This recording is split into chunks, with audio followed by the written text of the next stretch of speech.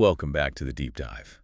You've handed us a massive universe, just filled with celestial politics, existential stakes, and, Yeah, just so much heartbreak. And we are here to provide the shortcut. we are, yeah. Today we are strapping in for an expansive analysis of a fantasy realm that's really defined by absolute power, profound betrayal, and a truly desperate war for eternal balance. This is a story that absolutely requires a clear map because the internal conflicts are, I would argue, just as volatile as the external ones. Oh, easily. We're tracing the devastating journey of Astrea, the Star Maiden, and Night, the realm's nightmare, as they confront, corrupt gods, entitled high celestials, and the very darkest parts of their own souls. Our mission today is to synthesize the massive scope of this conflict. We're going to be charting their path from a dangerous, really desperate alliance all the way to that catastrophic final confrontation that shattered the old world and restored a new, and I think we have to admit, a pretty messy balance to their realm. It is messy. This is so much more than a romance. It's an analysis of what happens when the two most powerful entities in existence decide to choose love over destiny. Indeed. And it's a tale where the most powerful weapons are so often rooted in personal history, and where the lines between savior and villain are, well, they're completely dissolved. We have to start with the foundation, with the characters, because that emotional entanglement is the volatile engine that's driving every single battle. Okay, so let's start there. Let's look at our protagonists. We have Astrea, the Star Maiden, but right away, we have to just throw out the idea that she is pure and benevolent. Right. Her power is defined by something called light's death. Which is a name. Yeah, exactly. This isn't just strong light magic. It's pure, untamed starlight. It's capable of mass destruction. It's inherently deadly, and it requires this constant, absolute control. And that duality is just so critical to understanding her rebellion. The sources make it really clear that Astrea's black, death-branded wings, they mark her as an omen to her own kind. So even among her own people, she's an outcast. Absolutely. While celestials value light and, this idea of purity, her power, light's death, it represents the raw, unchecked capability of their own divine energy. It's something the old celestial establishment feared and frankly sought to suppress. It's the necessary rejection of their rigid, failed ideology. That's a great point. It's not just a powerful spell. Light's death represents the celestial establishment's blind adherence to purity, which ironically led directly to the corruption we see in someone like Auster. Exactly. So the Estrea's very existence, this powerful and, in their eyes, tainted being, was a threat to their entire belief system. And on the opposite side of that coin, you have Nenite, or Renite, the realm's nightmare. His suffering, his deeply tortured soul, literally gave form to Night's death, a terrifying, dark entity, pure chaos and despair personified. So they are literally light and dark, order and chaos, but both of them wield destruction. Yeah. This brings up the immediate paradox, then. If they are so intrinsically opposed, how is their alliance even strategically stable? Before you even get to their feelings complicating things. Isn't that a recipe for just immediate self-destruction? Well, that's the core of the drama, isn't it? Their initial alliance was, it was a political statement, it was a desperate measure. Astrea sought Night out because the realm was collapsing, the lands were shaping, the stars were dying. She realized that the corruption wasn't just in the dark, it was in the stifling, blinding light of her own people. She had to look outside her own system. She had to, and the sources really emphasized that their connection was, in a way, fated. They crossed the line between desire and hate so thoroughly that the separation just ceased to exist. Night became the harbinger of death, and Astrea his maiden. It suggests that destiny, or maybe the universe itself, pushed these two catastrophic forces together to reset the balance. And that collision course leads us directly to the defining event of the story. Auster Nova's profound betrayal. Auster was a high celestial.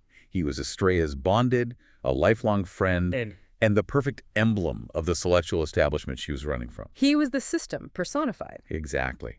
So Astrea's choice to seek out Night was her final rebellion, abandoning this suffocating life of duty she felt trapped in. And we really need to spend a moment analyzing Auster's motivation here because it goes so far beyond simple jealousy. His actions were rooted in this terrifying delusion of absolute superiority and entitlement bred by the high celestial culture. He was convinced he was perfect for her. Right. It wasn't just love. It was ownership. It was. His fury wasn't just that she loved a monster as he saw it. It was that she abandoned the celestial purpose he believed they were meant to fulfill together. It's just astonishing how often we see the villain convinced they are the hero. So was Auster's fury driven purely by that jealousy, or did the high celestial structure genuinely empower this level of possessive entitlement? I think it was the structure, 100%. The high celestial regime operated on this rigid hierarchy and perceived purity.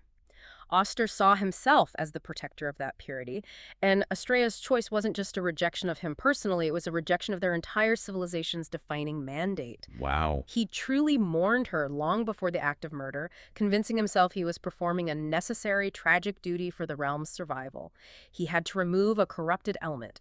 He saw Astrea and Night as a poison that required an immediate surgical antidote. And the ultimate act of treachery.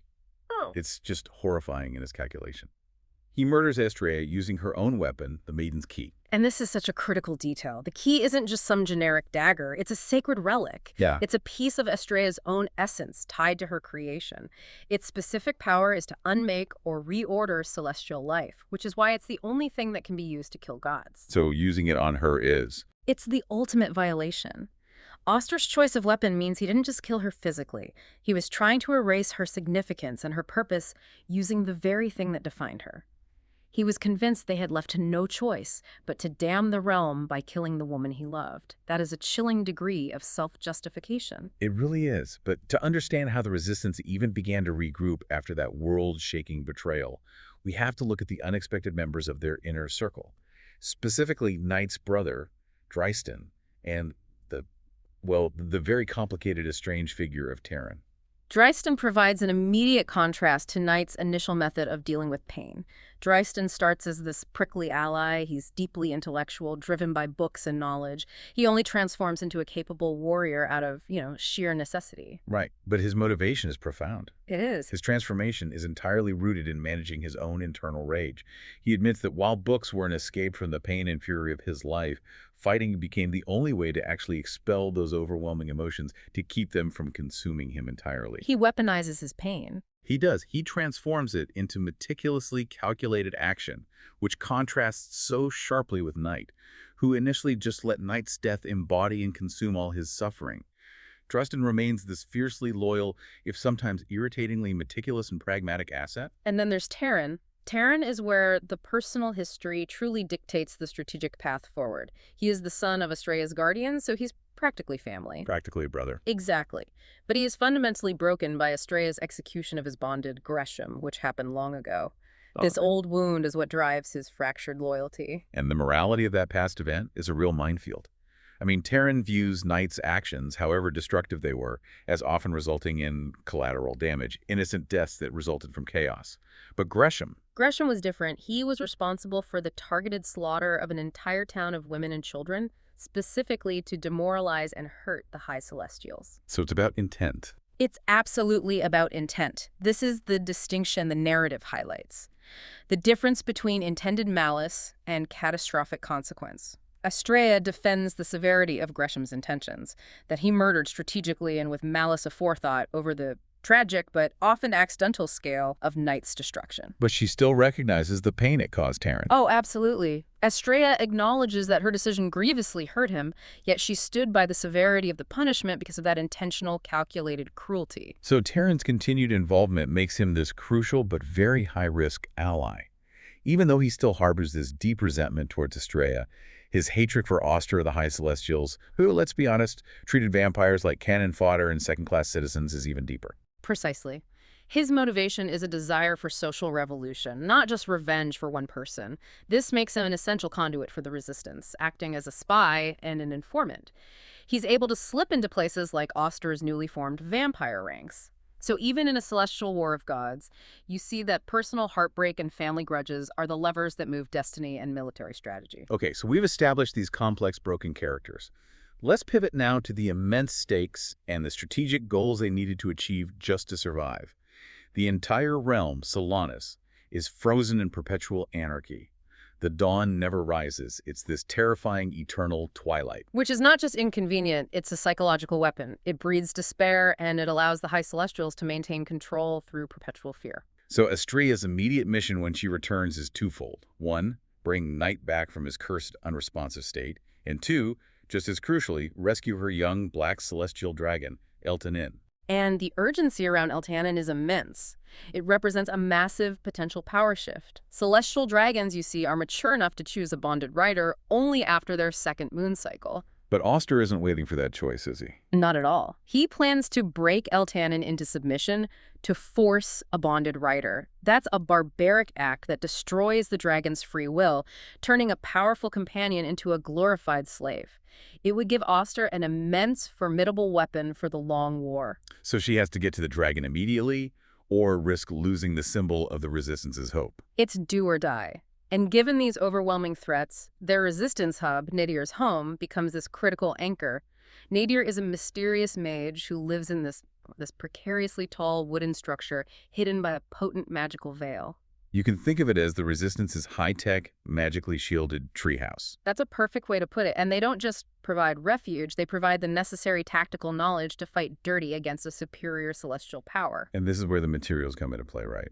Proving that strategy relies on knowing your enemy's weaknesses. Yes. Nadir possesses lethal, rare materials that counter celestial strength. You have Nebulora, which is toxic to celestials, obsidian, similarly harmful, and stormstone, which is lethal to vampires. And we should probably contextualize the rarity of these materials. I mean, the Celestials, they were operating under this assumption of total invincibility. They never prepared for defenses against substances found in the mortal realm. They were arrogant. The existence of these materials highlights the Celestials' fundamental vulnerabilities, and it forces the Resistance to rely on guerrilla warfare tactics and, the cunning use of poison rather than just straight brute force.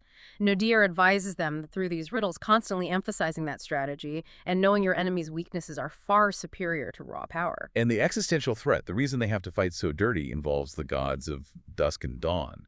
Night's father, a powerful figure who had previously colluded with Auster, is now working directly with these ancient gods, seeking to summon them into mortal forms. This is the ultimate danger, and the sources clarify why this is happening. Astrea is not just a powerful celestial, she is literally a powerful vessel, a fragment of her creators. So the gods don't just want to kill her. No, they seek to take her form. It's like a hostile corporate takeover of existence itself.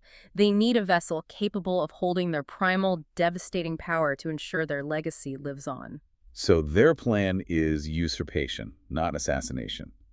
And the only way to stop this is to kill the gods themselves, which requires the core quest.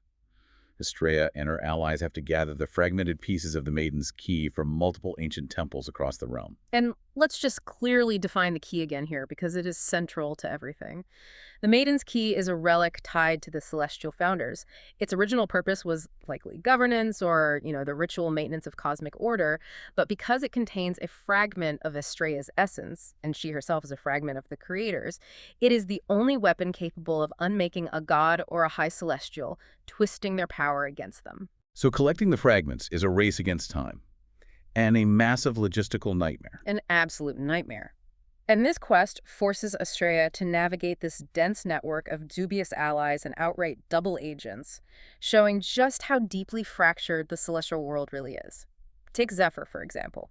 He is bound by brotherhood to Auster, yet he plays this high-stakes double game. His motivation is really complex, isn't it? It's rooted in self-preservation, but also a protective love for his family. It is. He risked everything to help Astrea escape Auster's ambush in Althenia, and he was crucial in maintaining the secret sanctuary for exiled Celestials. His alliance showed that even within Auster's inner circle, there were those who feared his descent into tyranny and sought covert resistance. The danger for him was immense. Failure meant the execution of his wife, Katerina. Right. And speaking of chilling alliances, we have that unsettling temporary pact between the dark entity Night's Death and Auster Nova himself. Oh, this was wild. So when Night is cursed and unconscious, Night's Death manifests. And Auster, who supposedly despises all things dark, willingly allies with the pure manifestation of chaos. It shows the absolute depth of Auster's desperation and his declining moral compass. He was willing to align with the very darkness he claimed to protect the realm from, simply to find and kill Reynite's physical form. It was a Faustian bargain. And Night's Death loved it, of course. Oh, it delighted in Auster's foolishness, knowing that once Reynite was eliminated, Auster would prove useless and could just be disposed of. It's a masterful piece of narrative framing that demonstrates just how far Auster fell from his perceived celestial ideals. Now we have to address the betrayals that complicate the quest for the key. First, there's Laviana's failed kidnapping attempt, which was driven by this misguided ambition. She was an estranged ally, but she tried to capture Astrea by hiding the celestial poison, Nebulora, in Astrea's favorite drink. Starlight Mineras. And Leviana's motive, it reveals this deep political fissure in the resistance. She was desperate to secure vampire rider bonds for the war effort, believing they needed the strength of the non-celestial forces to win. She felt Night was too volatile and unpredictable to trust, and that they needed Astrea alone to facilitate the vital alliance with the Dragon Riders. So her betrayal, while tactical, it created a massive crack in trust, and her parting words were just scathing. She accused Astrea of constantly choosing a side, specifically, Night even, when claiming to fight for everyone's equality. And that moment really underscored that even their allies were willing to sacrifice Astrea if it meant securing the necessary leverage to fight Auster. Then you have Fedora, the nymph queen, who is even more ruthless and dangerous. Completely unhinged. She allied with Night's father specifically to gain the Trident's power, a major artifact that allowed her to flood the city. Her pursuit of power was just. It was completely maniacal. Fedora's betrayal was purely ambitious.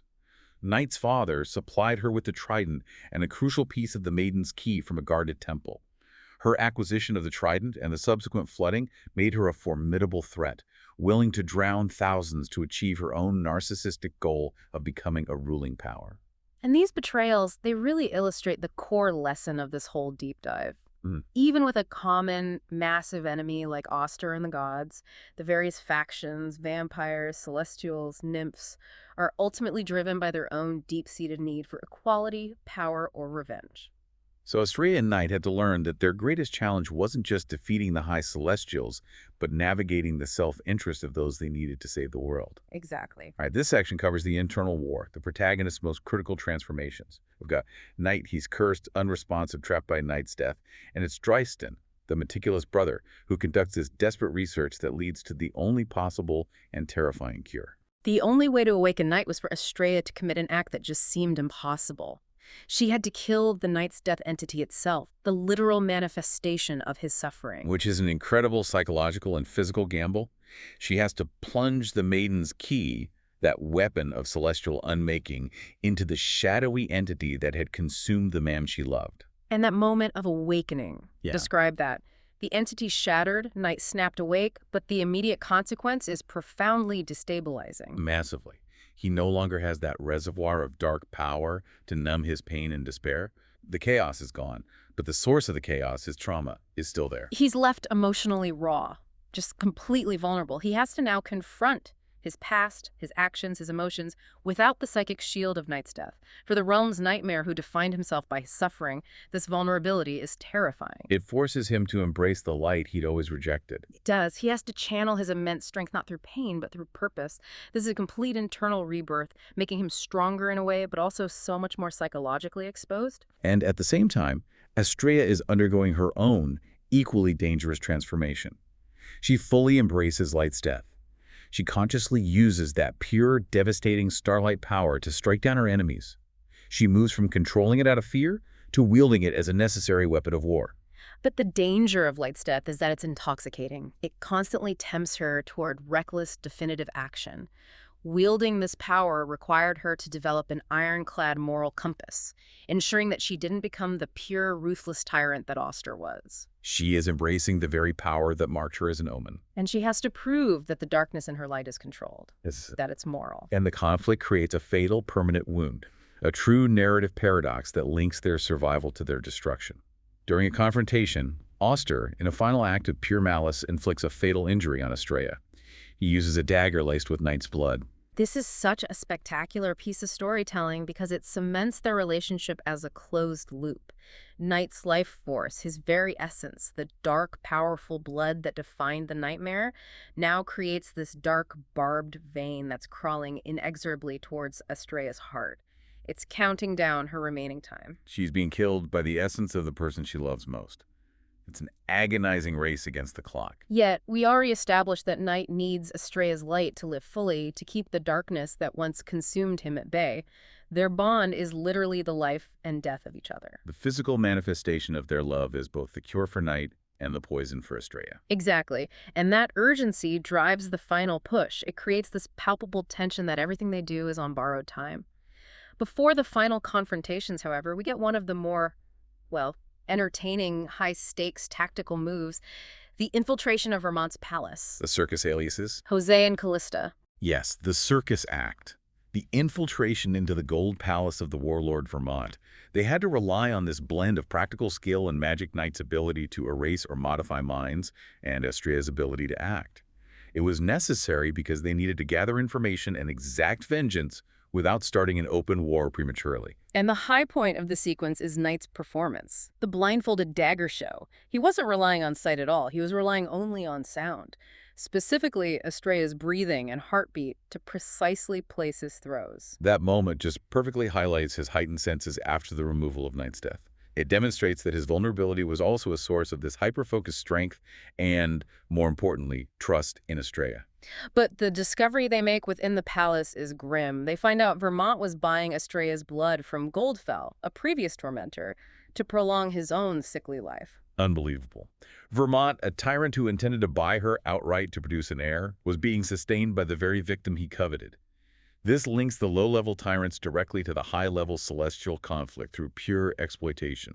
And Estrella's vengeance is swift and decisive, fueled by that cold clarity of Light's death. After Vermont callously executes innocent performers during their act, Estrella just unleashes her power to kill the tyrant. She shows the world that the Star Maiden will not tolerate the oppression of the innocent, regardless of her own timeline. But the truly defining moment for Knight happens right after that.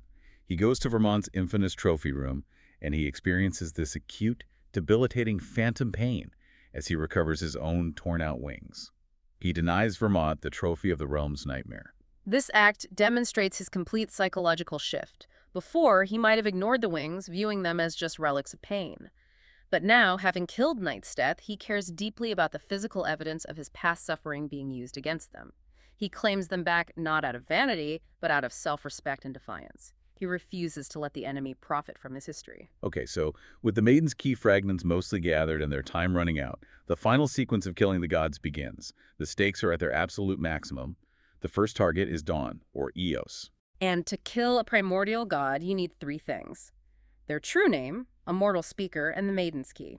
This is a knowledge-based attack, not a brute force one. And they discover the name through such an unlikely, almost beautiful source. Knight plays the violin in the abandoned hall in Astronus, and this magical resonance triggers Gwyneth's mother, who had been ill and distant, to speak a rhyming poem that reveals the name, Eos. It's a fantastic moment, but Dawn, in her desperate defense, she attempts to turn Estrella into stardust while possessing Zephyr's wife, Katarina. This adds an immediate layer of heartbreak. Right, Zephyr, who has sacrificed so much, realizes Katarina is truly gone, and he helps Knight breach Dawn's protective dome, shattering the stone with a key fragment. It's a moment of pure tactical grief. Zephyr enables the attack, knowing it means the death of his wife's host body. Once the dome is breached, Estrella screams Eos's name while twisting the key. The goddess erupts into stardust, ending Dawn's tyrannical reign. But the cost is immense, both personally for Zephyr and strategically for the Resistance, who are weakened by losing Katarina. And the war does not pause for reflection. Immediately following Aeolus's defeat, Estrella has to confront Fedora, the maniacal nymph queen, who is actively flooding the city, powered by the trident. There's no time to breathe. Estrella cannot hesitate. She uses the devastating power of Light's death to strike down Fedora, ending the flood and retrieving the powerful trident, a secondary artifact of immense power that can control water and tides. But even in this necessary victory, they suffer a tragic loss. Eltanen's vial of tears, a source of potential healing and magical sustenance for the dragon, is lost in the chaos of the rising waters. That moment just reinforces that every victory is partial. Every gain results in a cost. Now for the true climax, the final confrontation against Dusk and Notice, the last high celestial ally, with Knight's father pulling all the strings. Dusk uses the Maiden's key to power arrows. Arrows aimed specifically at Estrella, enhanced to be lethal to her celestial form. And this brings us to the ultimate act of love and sacrifice that define their entire path. Knight shields Estrella. He takes multiple key power arrows directly to the chest. This selfless act, the former nightmare-taking death meant for the Star Maiden, is the pivot point of the entire war. It unleashes this devastating surge of Estrella's light's death, power uncontrolled, raw grief, and it gives Driston the exact opening he had been waiting for. Driston's entrance is magnificent, fueled by his own journey from scholar to warrior.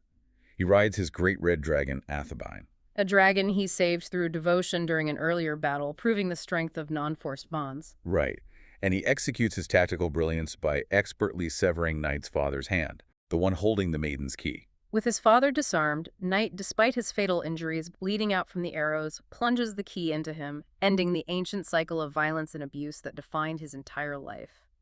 This act brings resolution to Knight's personal trauma right before his impending death. And Estrella, in immense agony from her own wound, that barbed vein of Knight's blood finally reaching her heart, she then plunges the key into Dusk's heart, speaking his true name. The gods are finally eradicated. The world is quiet. But the victory is catastrophic. The world immediately begins splitting apart. Without the gods of dusk and dawn to maintain the cosmic order, it's all just coming undone. Both Knight and Estrella are fatally wounded. They're dying from each other's blood, drawing these numbered breaths. The chaos they stopped externally is now destroying them internally, and the world externally. And here comes the solution, rooted in an old riddle from Nydir. Knight realizes the riddle meant they have to ascend. They had to take the place of dusk and dawn to restore balance, to become the new cosmic pillars. He makes the ultimate proposal to the woman he sacrificed everything for. He asks her, "We are inevitable, Estrella. Will you be infinite with me?" It's the highest expression of their bond, accepting divinity together to save existence. But then, they are pulled back from the brink of this eternal, abstract rule by the ultimate sacrifice of their lost friends. Cassia and Calyx, Estrella's friends whose souls were trapped as stars. They sacrifice their final hard-won chance at rest. How do they do that? They consume the residual potent blood of the fallen goddess Dawn. This astonishing act ensures Estrella and Knight survive and can return home as mortals to rule, having restored balance without having to sacrifice their humanity or, the ability to touch each other. The sacrifice works. The world is restored. The daylight finally returns, peaceful and golden, ending the perpetual anarchy. Estrella takes her throne as queen, with Knight vulnerable, liberated from Knight's death, and embracing his light at her side. They won the war against the cosmos, but the true fight for governance has just begun. So we've charted the staggering cost of this victory. As we close this dive, we really have to reflect on the immense losses. Laviana, Katarina, the Golden Guard, and the tragic final defeat of Oster, who, right up until the very end, believed his tyranny was a protective measure. He really did. The entire celestial power structure has utterly collapsed. It's been replaced by the unconventional rule of a star maiden and a former nightmare. And the enduring paradox of their victory is what defines their future. Estrella and Knight won the war by embracing their shadows and light, but their power and rule is now unprecedented. Knight, without Knight's death, is raw and vulnerable. His channeled strength is rooted in light and purpose, which is a massive psychological shift. And Estrella, having fully embraced the deadly power of Light's death, she has to ensure her power remains controlled and moral to avoid becoming the very tyrant she just deposed. It's an incredibly delicate balance. They save the world from divine control, but their rule is defined by unconventional power, dark history, and blood pacts. They now face the fight for social equality and rebuilding this fractured realm. The political implications of their unique, powerful love story are just. They're massive. Which raises an important question for you, the listener, to consider as they step into this new world. Estrella and Knight fought to save the world, but the fight for social equality and rebuilding has just begun. Will the new ruling couple, defined by their unconventional power and dark history, be able to avoid becoming the tyrants they just deposed? Or will their new, potentially powerful allies, like the vampires led by Kenton and Ethan, eventually find that the Star Maiden's promise of equality doesn't match their expectations? And will they eventually turn against the new regime? What happens when a love story becomes a government responsible for the political stability of an entire world? A truly explosive foundation for the next chapter of Solanas. Thank you for joining us for this deep dive. We'll see you next time.